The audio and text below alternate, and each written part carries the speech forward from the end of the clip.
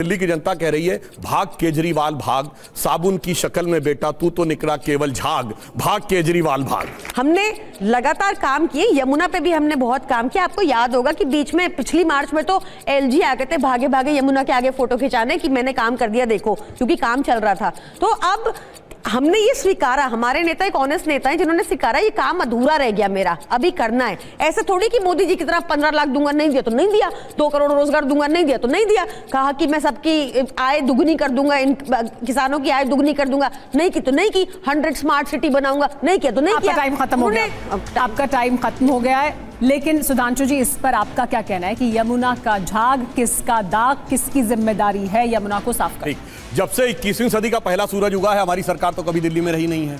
13 साल उनकी रही है और 10 साल से कुछ ज्यादा इनकी रही है। अब भी नहीं है। जहां हमारे अधिकार में है वहां पे हमने क्या करके दिखाया, सिर्फ एक प्रमाण देना चाहता हूं। 2 साल पहले प्रियंका गांधी जी वाराणसी से प्रयागराज गई थी स्टीमर के ऊपर।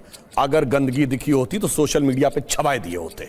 इसका मतलब बहुत साफ दिख रहा था। और जो भी यहां पर झाग और ये जो चीजें दिख रही हैं, भारत सरकार क्या कर सकती है? 8,500 करोड़ रुपए ट्रीटमेंट के लिए दिए गए हैं, उसका यूटिलाइजेशन का डिटेल बता दें। परंतु इन्होंने किसी प्रकार का कोई यूटिलाइजेशन नहीं किया, उसकी गंदगी का लाभ उठाने का प्रयास किया। और रही बात पुरानी बातें, प्रियंका जी बता रहे हैं, वो कहां कहां तक गिनाएंगे कि मैं मकान नहीं लूंगा, गाड़ी नहीं लूंगा, सिक्योरिटी नहीं लूंगा, वगैरह वगैरह। वो टोपी लोकपाल, वो सारी बातें छोड़िए। और तो और ये भारत के इतिहास के इकलौते सीएम है जिसे अपने राज्य की Z+ सिक्योरिटी के अलावा एक और राज्य की Z+ सिक्योरिटी चाहिए। यानी जिसे सिक्योरिटी नहीं चाहिए तो उसे Z+2 Z+ सिक्योरिटी चाहिए। इसलिए यहां के झाग को देखकर मुझे एक ही लाइन याद आती है, वो जो एक पैरोडी वाला गाना था ना, कि दिल्ली की जनता कह रही है भाग केजरीवाल भाग, साबुन की शक्ल में बेटा तू तो निकला केवल झाग, भाग केजरीवाल भाग।